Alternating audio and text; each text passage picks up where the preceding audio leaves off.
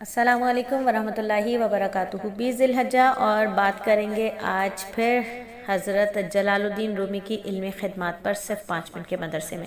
جلال الدین رومی 40 سال میں تمام علوم اسلامیہ کی تکمیل کر کے درس و تدریس، واعظ و نصیحت، فتویٰ نویسی اور علم دین کی خدمت میں مشغول تھے کہ شمس تبریز کو ان کے شیخ کمال الدین جندی نے حکم دیا کہ روم جا کر ایک دل جلے کو روشن کراؤ۔ وہ حکم سنتے ہی چل دیے اور رات کے وقت ایک سرائے میں ٹھہر گئے۔ سامنے ہی بلند چبوترے پر شہر کے بڑے لوگ تفریح کے لیے بیٹھے تھے۔ حضرت شمس بھی اسی چبوترے پر بیٹھا کرتے تھے۔ مولانا روم نے یہیں ان سے ملاقات کی اور ایک دوسرے کو پہچانا۔ دونوں بزرگ 6 مہینے تک جلال الدین زرکوب کے حجرے میں مجاہدہ کرتے رہے۔ اس کے بعد آپ نے پڑھنا پڑھانا چھوڑ کر شمس کی خدمت میں رہنے لگے۔ ایک لمحے کے لیے بھی جدا نہیں ہوتے تھے۔ پورے شہر میں شور برپا ہو گیا کہ ایک دیوانے نے مولانا پر ایسا جادو کر دیا کہ وہ کسی کام کے نہیں رہے۔ شمس تبریز فتنے کے خوف سے چپکے سے نکل کر دمشق چلے گئے۔ جدائی کے اس غم میں جلال الدین رومی کسی سے کچھ نہیں بولتے تھے۔ جب کبھی زبان کھلتی تو اشعار پڑھتے تو شاگرد ان کو لکھ لیا کرتے۔ جمع ہو کر یہی اشعار مثنوی بن گئے، جس کے ذریعے عقائد و کلام کی بحث، معجزہ اور تصوف، توحید و عبادت، فلسفہ و اخلاق، سائنس جیسے علوم کی دلکش انداز میں تشریح کی گئی ہے۔ ان علوم سے پتہ چلتا ہے کہ مثنوی صرف تصنیف ہی نہیں، تصوف ہی کی کتاب نہیں بلکہ علم کلام کا بھی بہترین مجموعہ ہے۔ بالآخر 5 جمادی الثانی 672 ہجری اتوار کے دن علم کا یہ آفتاب بھی ہمیشہ کے لیے غروب ہو گیا اور کنکریوں سے تسبیح کی آواز کا آنا ہے میرے نبی کا ایک معجزہ کہ حضرت ابو ذر فرماتے ہیں کہ ہم ایک مرتبہ نبی صلی اللہ علیہ وآلہ وسلم کے ساتھ بیٹھے تھے۔ آپ صلی اللہ علیہ وآلہ وسلم کے ہاتھ میں چند کنکریاں تھیں۔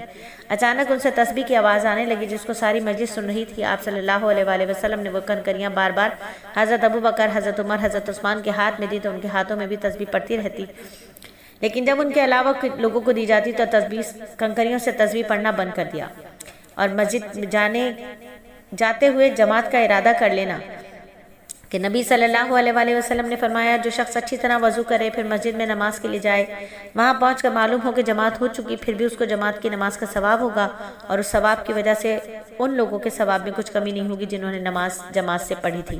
اور ایک سنت کے بارے میں کہ ام سلمہ رضی اللہ تعالیٰ عنہ نے فرمایا نبی صلی اللہ علیہ وآلہ وسلم اکثر یہ دعا مانگتے تھے کہ اے دلوں کے پھیرنے والے، میرے دل کو اپنے دین پر استقامت نصیب فرما۔ اور اللہ ہی کے لیے محبت ہے کہ آپ صلی اللہ علیہ وآلہ وسلم نے فرمایا جو شخص اللہ ہی کے لیے محبت کرے اور اللہ ہی کے لیے نفرت کرے اور اللہ ہی کے لیے خیرات کرے اور اللہ ہی کے لیے دینے سے رک جائے تو اس شخص نے ایمان مکمل کر لیا اور اللہ کے لیے اللہ اور اس کے رسول کی نافرمانی۔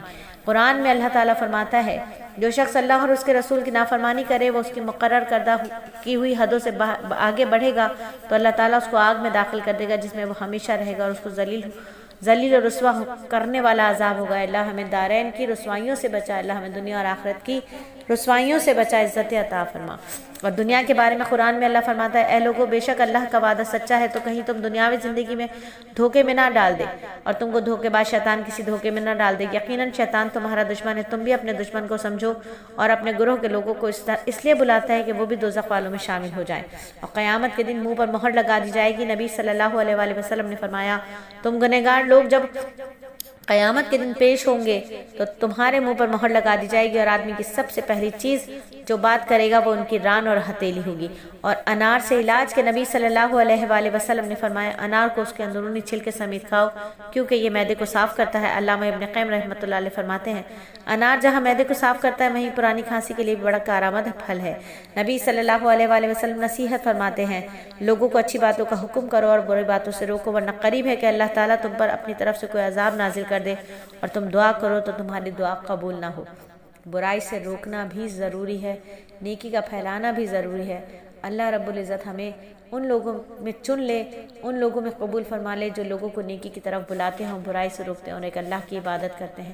الحمدللہ 5 منٹ کا مدرسہ صرف اور صرف 4 منٹ 20 سیکنڈ میں مکمل ہوا۔